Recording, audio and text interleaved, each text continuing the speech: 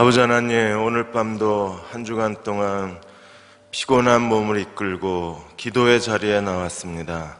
하나님께서 찬양으로 저희의 마음을 뜨겁게 하여 주시고 말씀으로 우리의 영혼에 갈급함을 채워주시며 온 마음으로 기도하게 하여 주셔서 다시 한번 성령으로 충만함을 입어 한 주간 동안 주님과 함께 승리하는 삶을 살아가는 그리스도의 귀한 종들이 되게 도와 주옵소서.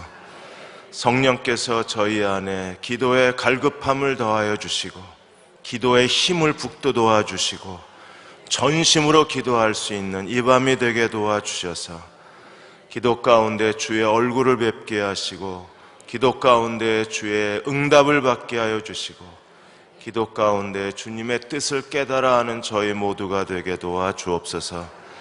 이 밤을 주께 의탁합니다. 이미 하나님께서 찬양으로 하늘의 문을 열어놓으셨습니다. 하나님의 은혜로 충만히 부어주시고 능력으로 옷 입히워지는 저희 모두가 되게 도와 주옵소서. 예수님의 이름으로 축복하고 기도하옵나이다. 아멘. 오늘은 사무엘하 4장 말씀 같이 한번 나누고 기도하는 시간 갖겠습니다. 사무엘하 4장입니다. 4장 1절에서 3절 말씀을 읽겠습니다. 사무엘하 4장 1절에서 3절입니다.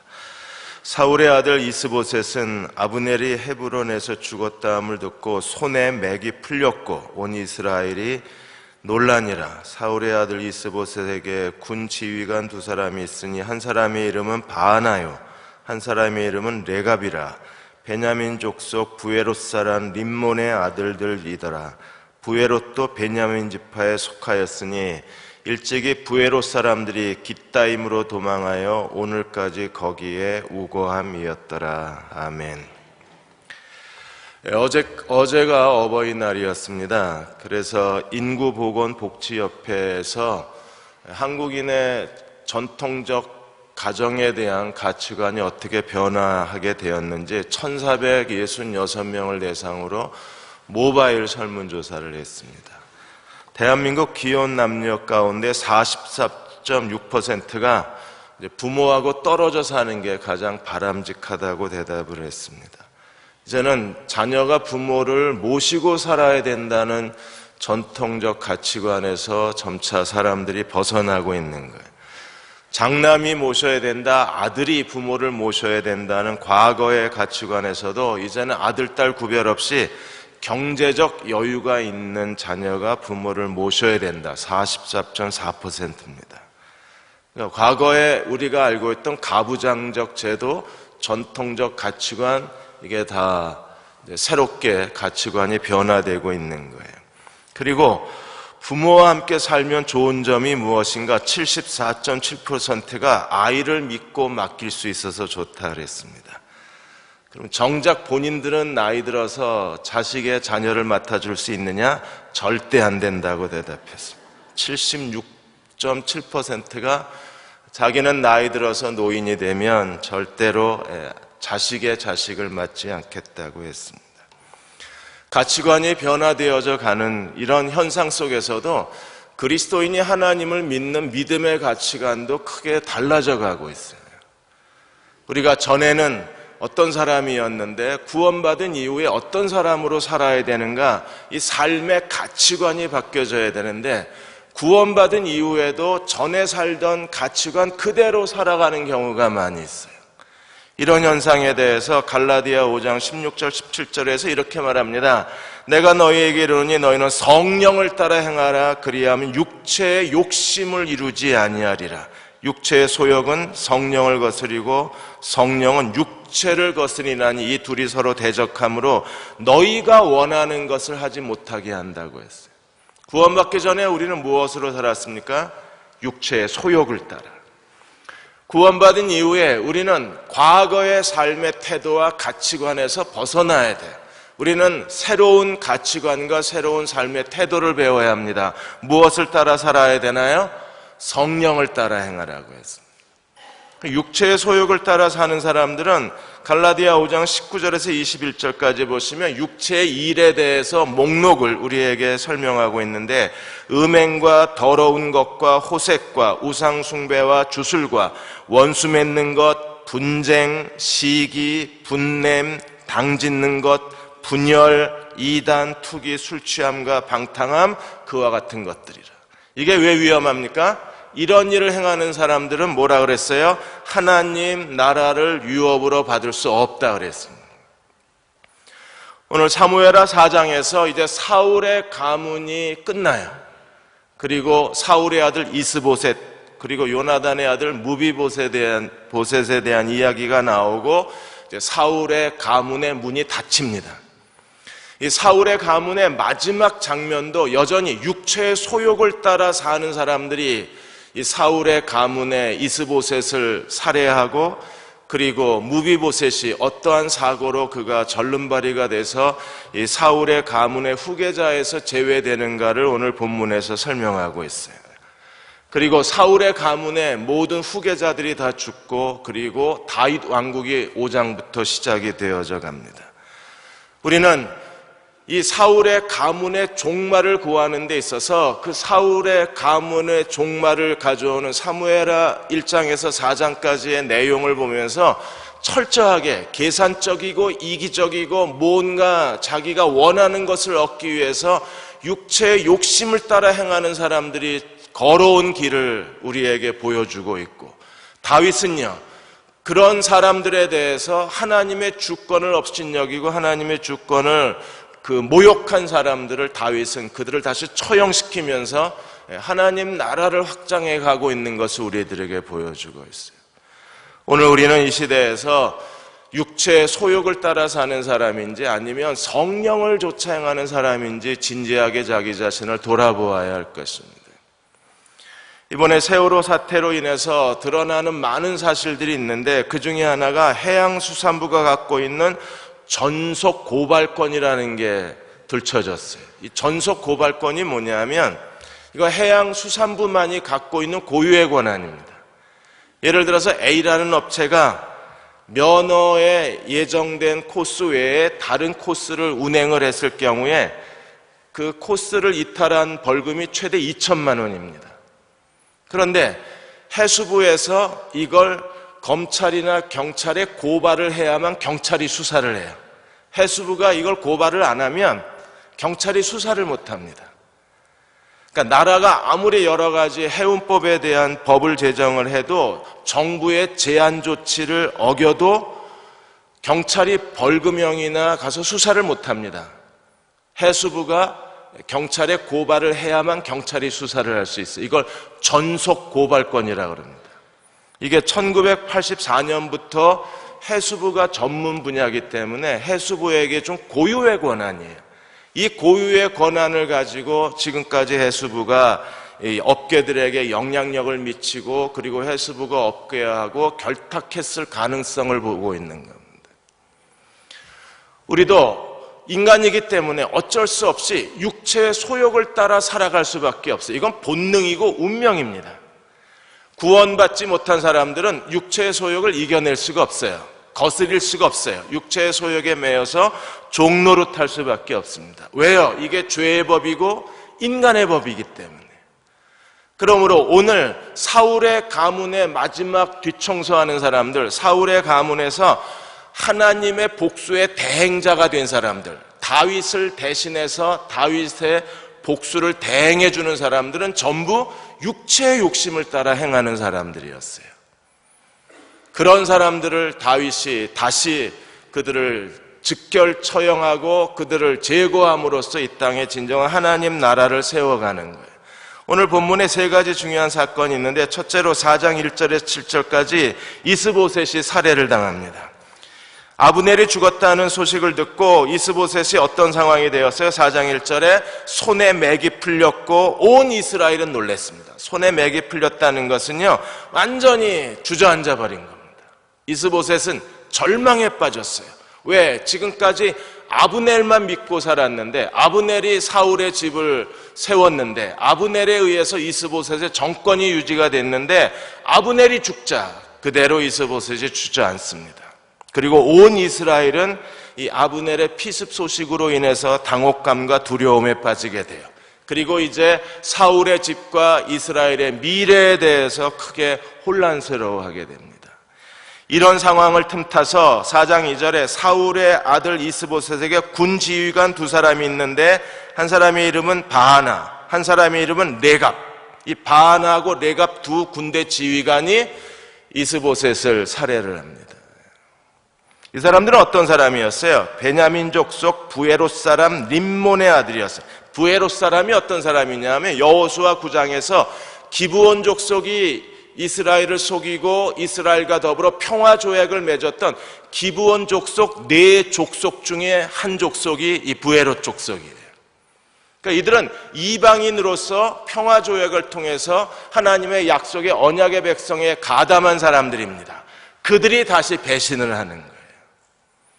아브넬이 죽고 이스보셋이 이제 더 이상 그들에게 아무것도 줄 수 없다는 생각이 들자 민족의 위기에 이스보셋의 위기 상황에서 그들은요 이제 이스보셋을 제거하고 다윗에게로 가서 다윗에게 기대어서 뭔가 자기네들이 원하는 것을 얻으려고 하는 철저한 기회주의자가 이 바하나 그리고 또 한 사람이 두 사람이 그 이스보셋을 처형하게 되는 거예요. 그래서 5절에 보시면 부에롯 사람 림몬의 아들 레갑과 바하나가 길을 떠나서 볕을 쬐을 때쯤에, 볕을 쬐을 때가 언제냐면 12시에서 2시 사이. 이 시간은요 중동에 있는 사람들이 대부분 낮잠 자는 시간이에요. 낮잠 자는 시간에 이스보셋도 낮잠을 자고 모든 사람이 다 낮잠을 자고 있는 이 시간을 그들은요 이스보셋을 제거할 기회로 잡은 거예요.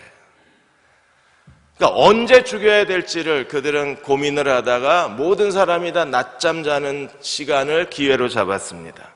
그리고 6절에 레갑과 그의 형제 바하나가 밀을 가질러 온 채하고 집 가운데로 들어가서 그의 배를 찌르고 도망하였더라. 그들이 어떻게 가장해서 이스보셋의 집에 들어갔는지 그들의 계획을 설명해 주고 있어요. 집에 들어갔다는 말이 5절에 한 번, 6절에 한 번, 7절에 한 번 이렇게 나옵니다. 이걸 중복적 표현법이라고 그래요. 히브리어에서 중복적 표현법이라는 것은 줌인 하는 거예요. 멀리서 보면서 점점 가까이 가고 더 가까이 가서 보는 겁니다. 그들이 처음에는 낮잠 자는 시간에 이스보셋 집에 갔어요. 어떻게 갔습니까? 밀 가져온 척하고 그들이 이스보셋 집에 들어갑니다. 배를 찔러 죽였다고 설명이 됐는데 좀 더 줌인해서 들어가 보니까 어떻게 죽였어요? 7절에 그들이 집에 들어가니 이스보셋이 침실에서 침상 위에 누워있는지라 그를 쳐 죽이고 목을 베어 그의 머리를 가지고 밤새도록 아라바 길로 해서 헤브론까지 갑니다. 그러니까 이스보셋을 죽이고 그의 머리를 잘라서 그 머리를 가지고 그들이 마하나임에서 헤브론까지, 마하나임에서 헤브론까지가 약 95km 정도 돼요. 그 길을 사람이 걸어서 그 길을 가면 시속 한 5km 정도의 걸음 속도로 가면 그들이 거의 한 20시간 이상을 간 거예요. 아마 더 빠른 속도로 갔을 거라고 추정합니다. 왜? 밤새도록 가서 헤브론에 이르렀으니까. 말을 타고 갔는지 마차를 타고 갔는지 그들은 어떻게 하든 빨리 이스보셋의 처형 소식을 그들이 다윗에게 알리고 다윗에게로부터 뭔가 보상을 기대했던 겁니다. 이런 사람들이 육신의 욕심을 따라 행하는 사람들입니다. 다른 사람의 위기 상황에서 그들은 철저하게 자기의 이익만 생각하는 사람들이에요. 민족의 운명과 하나님의 섭리 같은 거에는 전혀 관심이 없어요. 오늘 내가 다른 사람보다 무엇을 더 얻을 수 있는가, 무엇을 더 얻을 수만 있다면 온갖 부정과 불법도 서슴지 않는 사람들. 그들이 오늘 바하나 레갑 이 두 사람이고 이 사람들은 기브온 족속 출신들입니다. 결국 이들에 의해서 이스보셋이 살해를 당하고 사울의 가문은 이제 끝나게 되는 거예요. 우리 주변에도 이렇게 인격적으로 준비되지 않은 사람들이 참 많이 있습니다. 세월호에 보낸 그 구호품 소식도 우리 마음을 참 아프게 합니다. 5월 1일자까지 전국에서 보내온 구호 물품이 약 70만 8천 점입니다. 그런데 그 가운데 한쪽에 밀어놓은 상자가 100상자가 넘어요. 거긴 다 뭐가 들어있느냐 하면 입다가 보낸 옷, 빨래도 안 하고 세탁기도 안 돌리고 입다가 보낸 옷, 신다가 보낸 신발, 덮고 자던 담요 그대로 싸서 박스에 넣어서 여기 진도로 보낸 거예요. 어떻게 사람이 이렇게 할 수가 있습니까? 신발에는 그냥 흙이 그냥 묻어져 있고 담요에는 온갖 그 아이들 과자 부스러기가 그대로 남아있고 그게 100상자가 넘는다 그랬어요. 그래서 자원봉사자들이 그걸 보면서 더 좌절감을 느낀다는 겁니다. 차라리 보내지나 말지. 이건 거기 있는 사람들을 다 모욕하는 행위잖아요. 생각이 있는 사람인지 없는 사람인지. 그리고 대부분 보내는 사람들이 자기가 보내고 싶은 걸 보내니까 샴푸, 뭐 비누, 라면 이런 것만 산더미 같대요. 정말 생각이 있는 사람은 어떻게 하겠습니까? 거기에다가 전화를 걸어서 무엇이 필요하냐고 묻고 거기 필요한 걸 보내야 이게 진정한 구호잖아요. 그냥 내가 보내고 싶은 거 보내놓고 자기 스스로 안위하는 겁니다. 나는 보냈다고. 이런 성숙하지 못한 인격 그리고 성숙하지 못한 사람들 때문에 우리가 마음의 상처를 받는 거 아닐까요? 이스보셋이 아브넬이 죽고 난 다음에 그가 절망하고 있었는데 오히려 군대 지휘관들이 군사 구테타를 일으킨 거잖아요. 두 사람밖에 안 했지만 이건 완전히 군사혁명이잖아요. 자기 상관을 죽이고 상관의 머리를 들고 다윗에게까지 찾아갔으니까. 두 번째로 4장 4절에 보시면 무비보셋에 대한 이야기가 나와요. 사울의 아들 요나단에게 다리 저는 아들 하나가 있었으니 이름은 무비보셋이라. 전에 사울과 요나단의 죽은 소식이 이스라엘에 올 때에 그의 나이가 5살이었는데 유모가 안고 도망할 때 급히 도망하다가 아이가 떨어져 다리를 절게 됐어요. 그래서 무비보셋이 왜 다리를 절게 됐는가를 설명하고 있습니다. 동시에 요나단의 사랑하는 아들 무비보셋이 다리를 절게 되었다는 얘기를 여기에 왜 쓰고 있을까요? 다리를 절게 되면 이스라엘 왕의 자격이 없습니다. 하나님께 드리는 제물 중에 제물에 흠이 있거나 상처가 있거나 저는 거나 또는 병든 거는 우리가 하나님께 제물로 못 드리잖아요. 구약의 제물을 드릴 때. 그런 것처럼 왕을 선택할 때에도 신체적 결함이 있으면 왕이 못 돼요. 그러니까 이스보셋은 죽고 유일한 사울 왕가의 왕의 후계자가 한 사람 있는데 누구예요? 요나단의 아들 무비보셋인데 무비보셋은 다리를 절게 된 거예요. 그날 사고로 블레셋 군대가 사울과 요나단을 죽인 그날 블레셋 군대가 아마 사울의 가문을 덮쳤을 거고 급히 유모가 이 무비보셋을 안고 도망하다가 떨어뜨려서 다리가 절게 된 이 상황을 설명을 하면서 동시에 이제 사울의 가문은 아무도 없는 거예요. 그동안에 사울의 집은 점점 약해져 가고 다윗의 집은 점점 강해져 갔어요. 여러분, 점점 강해져 가고 점점 약해져 가는데 사울의 집의 이 마지막 뒷모습은 너무나 부끄럽고 비참한 겁니다. 전부 사울은요 스스로 자기가 자결해서 죽고 요나단은 블레셋 칼날에 죽고 그리고 그의 아들 이스보셋은 밑에 있는 군지휘관 두 사람의 반란에 의해서 살해를 당하고 하나 남은 무비보셋은 말에서 떨어졌는지 어떻게 떨어졌는지 모르겠지만 그가 다리를 절게 됨으로 왕의 후계자에서 제외가 돼버리고 이제 아무도 없는 거예요. 우리가 하나님 앞에 끝까지 쓰임받는 사람이 되기 위해서 그래서 전심으로 해야 할 일이 바로 기도하는 일입니다. 마태복음 26장 41절에 예수께서 제자들에게 뭐라고 말씀하셨습니까? 시험에 들지 않게 깨어있어 기도하라 그랬어요.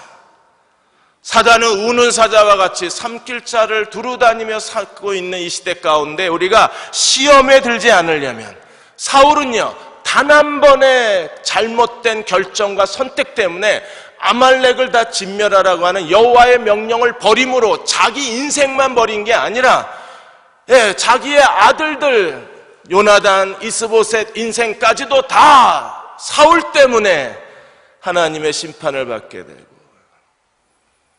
사울 스스로도 부끄럽게 자결해서 자살해서 죽는 최초의 이스라엘에 하나님이 처음 기름 부어 세운 왕이었지만 그 영광 뒤에 그는 너무나 수치스럽게 죽어야 했고 사울의 가문은 이렇게 비극적 종말을 맞이하게 된 거예요. 무엇 때문에? 단 한 번 잘못된 결정 때문에. 내가 하나님 말씀을 버렸으므로 나도 너를 버렸다고 말씀하신 이유가.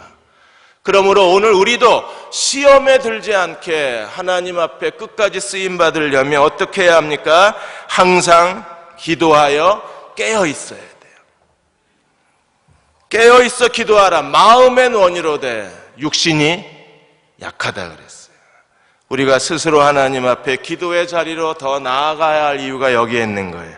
누가복음 21장 34절 36절에서 너희는 스스로 조심하라. 그렇지 않으면 방탕함과 술취함과 생활의 염려로 마음이 어떻게 해지고 둔하여지고 뜻밖의 그날이 덕과 같이 너에게 임하리라. 이날은 온 지구상에 거하는 모든 사람에게 임하리라. 이러므로 너희가 장차올 이 모든 일을 능히 피하고 인자 앞에 서도록 항상 기도하며 깨어있으라. 모든 일을 피하고 인자 앞에 서도록, 다시 오실 그리스도 앞에 부끄러움 없이 설 수 있는 사람 어떤 사람들입니까? 기도로 깨어있는 사람.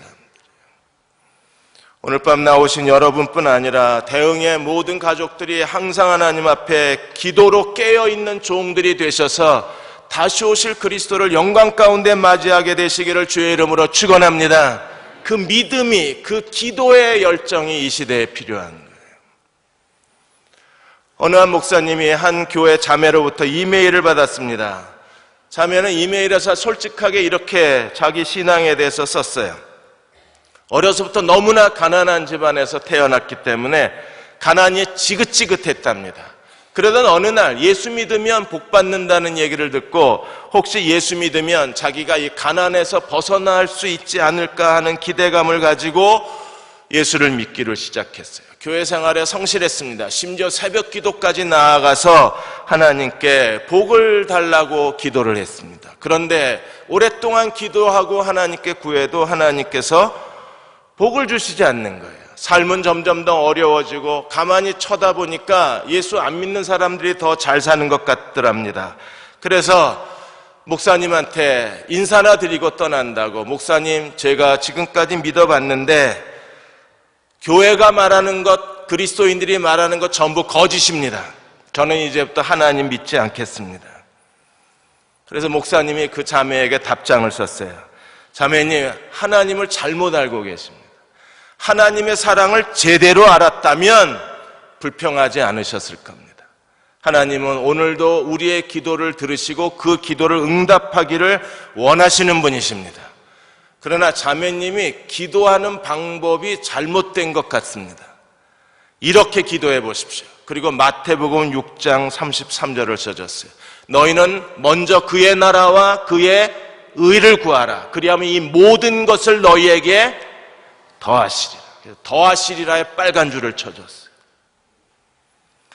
하나님이 더해 주시는 걸 구하지 마십시오. 더해 주시는 걸 구하는 것은 그 자동차를 뒤집어 놓고 운전하는 거랑 똑같습니다. 하나님이 먼저 구하라고 하는 걸 구하십시오. 그러면 자매가 원하는 건 하나님이 더하여 주신다고 했기 때문에 더해 주시는 것, 그건 자동차를 뒤집어 놓고 운전하는 것. 하나님 나라와 의를 먼저 구하는 것, 그건 자동차를 제대로 세워놓고 운전하는 것과 같다 그랬어요. 그러면 내가 원하는 대로 자동차가 데려다 주는 것처럼 하나님이 우리의 기도를 들으시겠다고 그랬어요. 여러분, 하나님 나라와 그 의를 구한다는 게 뭡니까? 기도를 뭔가 필요할 때만 하나님께 구하는 게 아니라 기도 자체가 뭐예요? 하나님과 교제예요. 여러분, 오늘 우리가 기도하러 왔는데 하나님과 교제하러 온 겁니다. 하나님을 만나러 온 거예요. 뭔가 기도 제목이 있어서 이 밤에 왔을 수도 있습니다. 그러나 우리가 뭔가 구하기 전에 먼저 하나님 나라와 의를 구한다는 건 뭐예요? 하나님과 교제하러 온 거예요.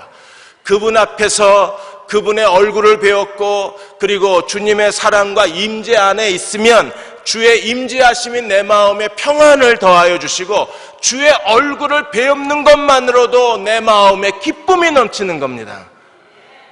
그리고 나서는요, 주시면 좋고 안 주셔도 괜찮고,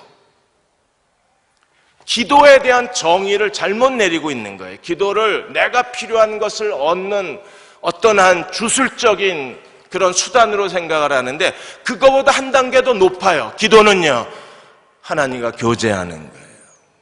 오늘 밤 우리가 찬양을 드리면서, 말씀을 들으면서, 기도하면서 여러분 하나님과 깊은 교제의 자리로 가셔야 돼요.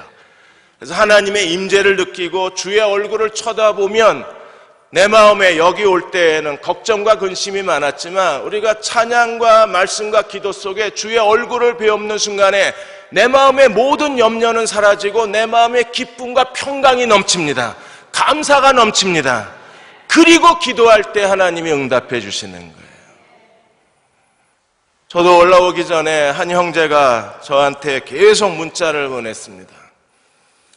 지금 시어머니하고 자기 아내하고 삶의 가치관이 달라서 오랫동안 서로 고통스럽게 관계를 유지하고 있었는데 드디어 이제 터진 거예요, 이게. 어머니는 이혼하라고 그러고 아내도 이혼하겠다고 소리 지르고, 목사님 전 어떻게 해야 될까요? 제가 어머니 말을 들어야 되나요? 아니면 아내 말을 들어야 되나요? 이럴 땐 저는 어떻게 해야 되나요? 그래서 제가 오늘 밤 내가 금요 기도회 때 기도해 주겠다.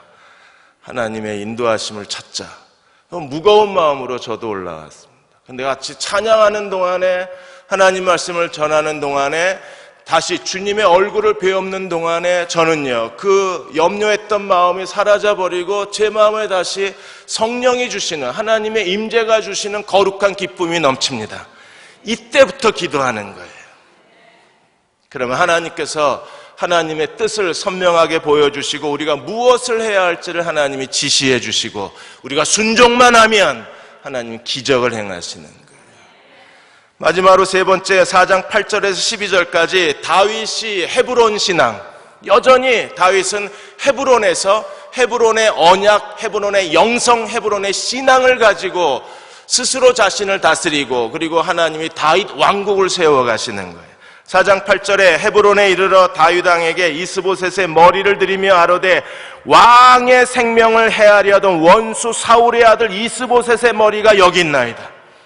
이스보셋의 머리를 가져와서 이 두 사람이 뭐라고 말합니까? 왕의 생명을 해하려 했던 사울의 아들 이스보셋의 머리가 여기 있나이다. 여러분, 이스보셋이 언제 다윗을 죽이려 한 적이 있나요? 없었습니다.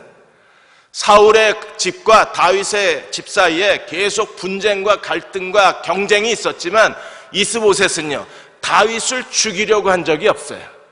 그런데 이 두 사람이 스스로 자기들의 행위의 정당성을 입증하고 자신들이 하나님의 복수의 대행자처럼 행동을 하는 거예요. 왕이 해야 할 복수를 우리가 대신했습니다. 우리는 공로자입니다. 우리에게 보상해 주셔야 합니다. 그런 마음을 가지고 그들이 사울의 아들 이스보셋이라는 걸 강조를 합니다. 그리고 이렇게 말합니다. 여호와께서 오늘 우리 주 대신 왕의 원수를 사울과 그의 자손에게 하나님이 갚으셨대요. 자기들이 죽여놓고 지금 자기들은요, 하나님의 명령을 따라 이스보셋을 죽였노라고 다윗 앞에서 고백하고 있는 겁니다.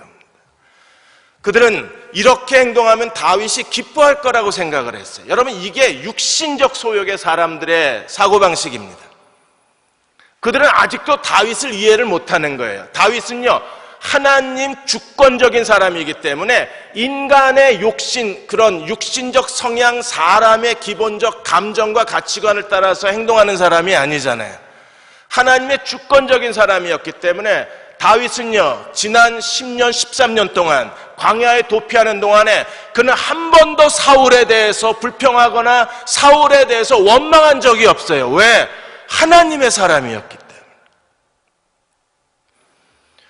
다윗의 부하들은 사울을 2번이나 죽일 기회가 됐을 때 죽여버립시다. 하나님의 때입니다. 하나님의 기회입니다. 라고 얘기를 해도 다윗은요, 죽이길 꺼려 했습니다. 생각하는 게 다르고 가치관이 다르고 모든 상황을 받아들이는 태도가 다른 거예요. 그런데 이 이스보셋의 두 군대 지휘관은 자기들처럼 다윗도 생각할 거라고 기대를 한 겁니다. 자기들은 그랬으면 기뻐했겠죠. 인간 중심적 사람이니까. 그런데 다윗은요, 인간 중심적 사람이 아니에요. 그들은 다윗은 철저하게 하나님 말씀, 하나님의 주권, 하나님의 주권이 무엇입니까? 원수 갚는 건 내가 할 일이다. 보복하는 것, 갚는 것, 그건 여호와의 주권이지 사람이 할 일이 아니라는 걸 다윗은 이미 그의 10년, 13년 동안의 광야 도피 생활 가운데 우리에게 철저하게 보여줬잖아요. 근데 여전히 이 사람들은 사울을 죽였다고 말하면 자기가 공로를 차지할 거라고 생각했던 아말렉 소년이나, 지금 이스보셋의 두 명의 군대 주의관이 이스보셋을 죽였다고 말하면 다윗이 기뻐할 거라고 생각하고 이스보셋의 피 흘리는 머리를 들고 거기까지, 헤브론까지, 그걸 들고 100km나 95km나 되는 그 길을 걸어가고 그들이 얼마나 마음에 환희에 찼을까요? 다윗이 얼마나 기뻐할까? 다윗이 우리에게 아마 국무총리는 주지 않을까? 그게 안 되면 경기도지사 자리는 주겠지. 그게 안 되면 뭐 충남도지사 자리라도 하나씩 주겠지. 기대감에 부풀어서 지금 이스보셋의 머리를 들고 가는 거잖아요. 왜? 철저하게 사람의 생각에 갇혀 있는 사람들입니다. 우리 가운데에도 이렇게 예수 믿는다고 말하고 하나님 뜻대로 산다고 말하면서 이렇게 사람의 생각에 갇혀 있을 때가 많잖아요. 제가 전에 형제교회에서 여러 가지 일들이 있었을 때 주변의 사람들이 목사님 실망되지 않으십니까? 저는 정말 실망되지 않았거든요. 실망 안 되는데 왜 사람인데 실망이 안 되냐? 사람이기 때문에 실망이 안 된다고. 내가 왜 실망이 안 되는지를 주변 목사들이 이해를 못하는 거예요. 그리고 저보고 자기를 가장 안 한대요. 우리 앞에선 가장 안 해도 된대. 그냥 솔직하게 실망된다, 마음이 아프다, 원통하다 얘기를 하래. 그래서 정말 실망 안 됩니다, 원통한 거 없습니다, 내 교회가 아니라 주님의 교회인데 내가 왜 실망합니까? 그 교회는 내 교회 아닙니다. 주님의 교회입니다. 근데 내가 왜 실망해야 돼요? 그래서 한동안 실망해라, 안 한다 이것 때문에 커피 마시는 내내 실강의를 벌였어요. 내가 실망 안 한다는데 왜 자꾸 실망하라고 설득을 해요? 그러니까 사람 중심적 생각을 가진 사람들하고, 그렇다고 뭐 제가 하나님 중심적이란 사람은 아닙니다. 그 당시에는 정말 실망이 안 됐어요. 지금도 안 되고. 저는 아직도 모자른 사람이지만 그게 실망이 안 됐어요. 왜? 하나님의 주권을 저는 그래도 조금이나마 하나님의 주권을 인식하고 있었기 때문에 이게 하나님의 교회지 내 교회가 아닌 거예요. 지금도 마찬가지입니다. 대흥 침례교회는 주님의 교회입니다. 주님이 주인이세요. 저는 여기에 그냥 부목사로, 하나님이 시키시는 사환으로, 하나님의 종으로 하나님이 시키시는 일을 하러 온 거지 여기서 대접받으러 온 건 아닙니다. 주님의 교회에 주님이 머리 되신 분이시고 머리는 주님이시고 이 교회의 담임 목사는 그리스도이시기 때문에 저는 철저하게 다른 건 몰라도 그거는 조금 갖고 있어서 그 부분에 대해서는 흔들리질 않아요. 저는 제 서랍에 항상 사표 하나 써놓고 다닙니다. 언제든지 여러분들이 싫다고 그러시면 그냥 어느 날 짐 싸가지고 사라질 준비가 돼 있어요. 그러니까 저 조경호를 어떻게 내쫓을까 고민 안 하셔도 돼요. 그냥 우리 사무처리에서 결정했는데요, 예 하고 사라질 테니까 걱정 안 하셔도 돼요. 이런 삶의 어떤 태도나 이런 가치관이나 그렇다고 뭐 얼굴까지 이렇게 굳어지실 건 없잖아요. 제가 그냥 그렇게 산다고 말씀드리는 겁니다. 그러니까 그런 사고를 가지고 살아야 되는 이유가 어디 있어요? 우리가 하나님의 주권에 대한 인식 때문에 그래요.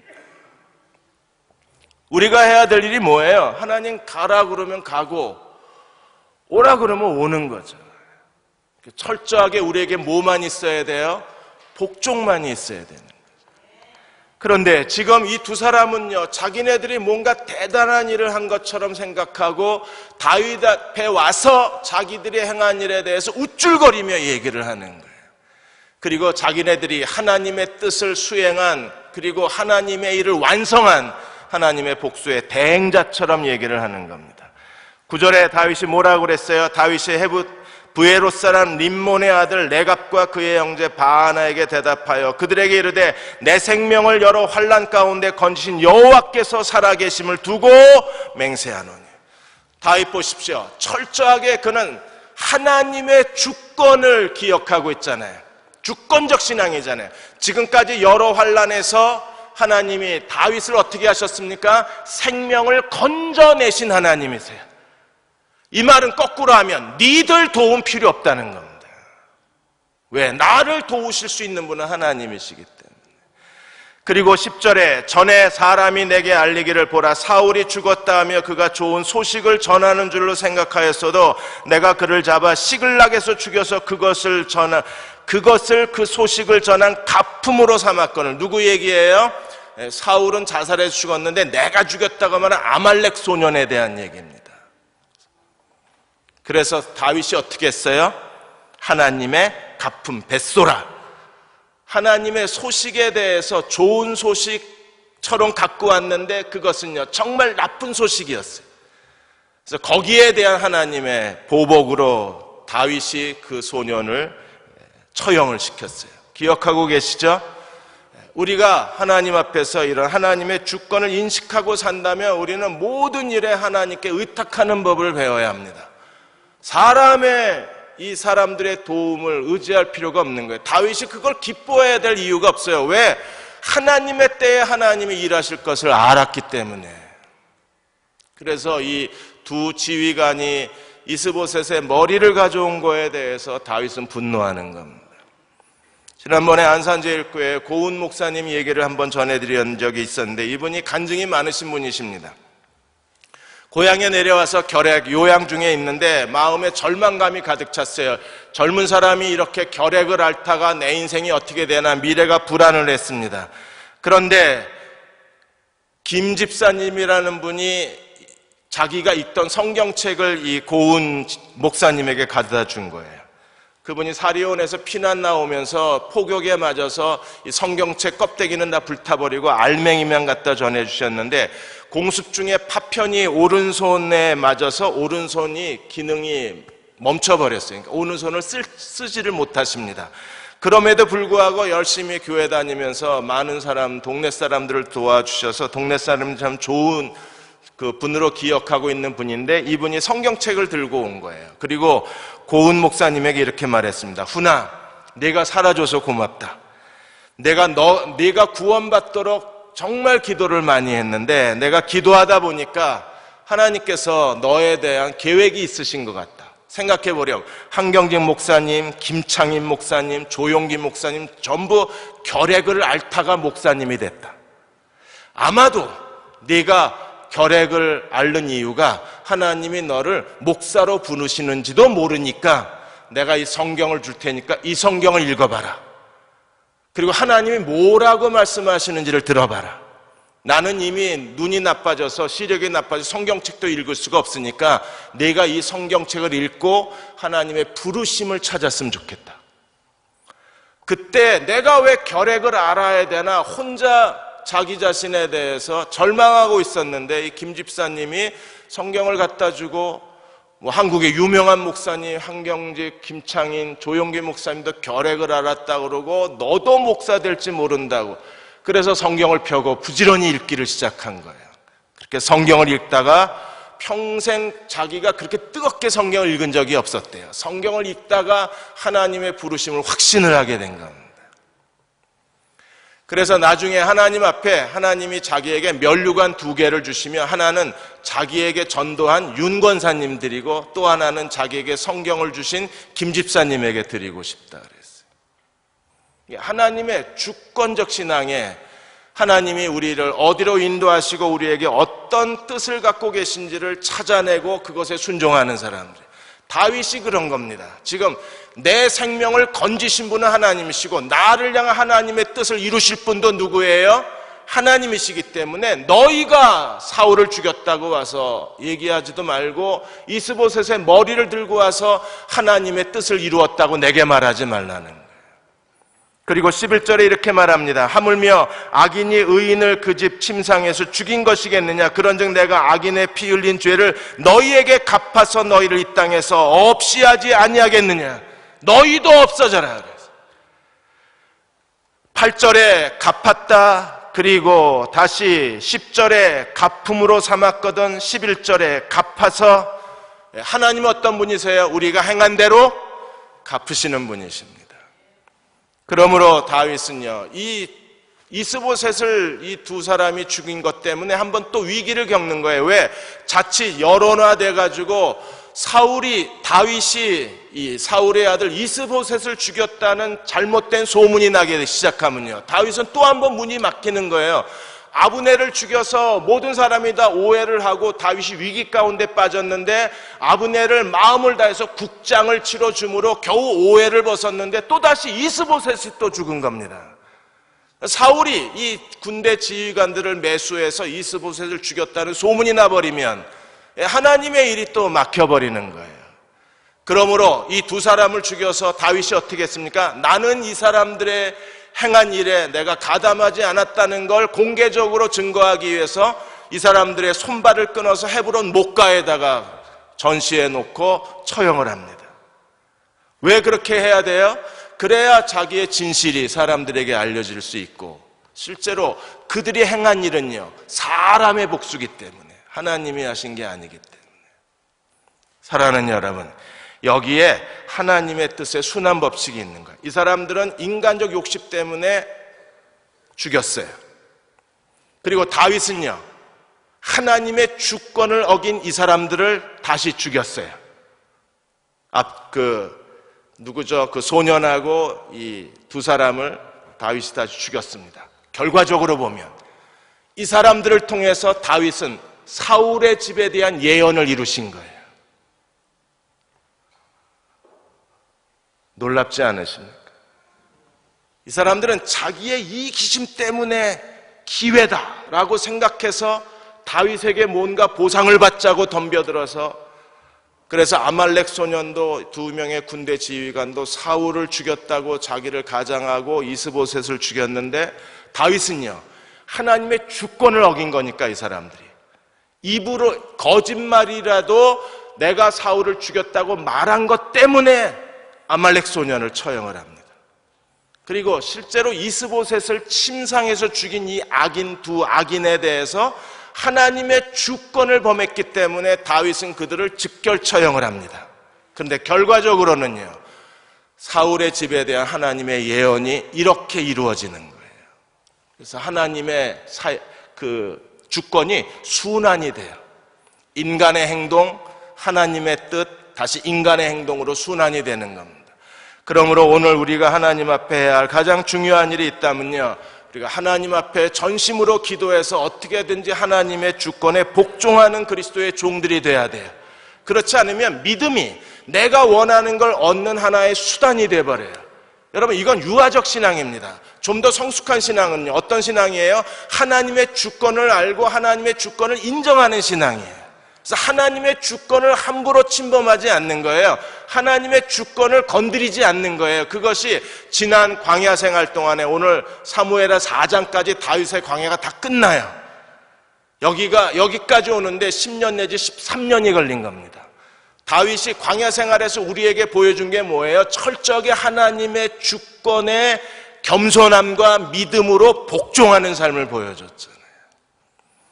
오늘 밤 오신 여러분도, 여러분도 이 시대에서 하나님의 주권을 인정하고 그 앞에서 겸손과 믿음으로 행하는 사람이 될 수만 있다면 하나님 마음껏 우리를 써주실 거예요. 야곱이 처음에 베델에서 하나님을 만났을 때에는 계산적인 사람이었어요. 하나님께서 내게 의복과 그리고 복을 주시면, 야곱이 뭐라 그랬어요? 11조 드리겠다고 주고받았습니다. 그런데 약복강 이후에 하나님의 주권을 깨달은 다음에 야곱이 나중에 요셉에게 막 형들이 가고 베냐민이 잡혀가고 막 이런 상황이 되니까 야곱이 그때 뭐라고 고백합니까? 내가 이르면 이르리라. 더 이상 하나님과 계산 안 해요. 그게 성숙한 신앙이 된 겁니다. 그렇게 복종하자 하나님께서 요셉을 통해서 야곱의 70명의 사람들을 통하여 출애굽의 하나님의 역사를 이루어 가시고, 하나님께서 야곱으로 하여금 바로 앞에서 바로를 축복하게 만드시잖아요. 그 당시에 세계 최강대국 애굽의 바로를 축복한 사람, 여러분 축복받는 사람이 큽니까? 축복하는 사람이 큽니까? 축복하는 사람이 큰 거예요. 하나님이 이렇게 야곱을 축복하시는 거예요. 오늘 이 시대 가운데 저희가 더 많이 기도의 자리로 나아가서 기도로 자아가 깨지고 기도로 하나님의 보좌 앞에 무릎 꿇어야 우리가 일상생활에서 하나님의 주권에 무릎을 꿇을 수 있어요. 기도로 하나님 보좌 앞에 무릎을 꿇지 못하면 일상생활에서 하나님의 주권에 무릎을 꿇을 수가 없어요. 오늘 밤 마음을 다하여 하나님 앞에 기도함으로 무릎 꿇는 이 밤이 되시기를 주의 이름으로 축원합니다. 그리고 매일의 삶 속에서 하나님의 주권을 인정하고 사는 겸손과 믿음의 종들이 되셔서 기적을 가져오고 능력을 옷 입는 성령의 사람들 되시기를 주의 이름으로 축원합니다.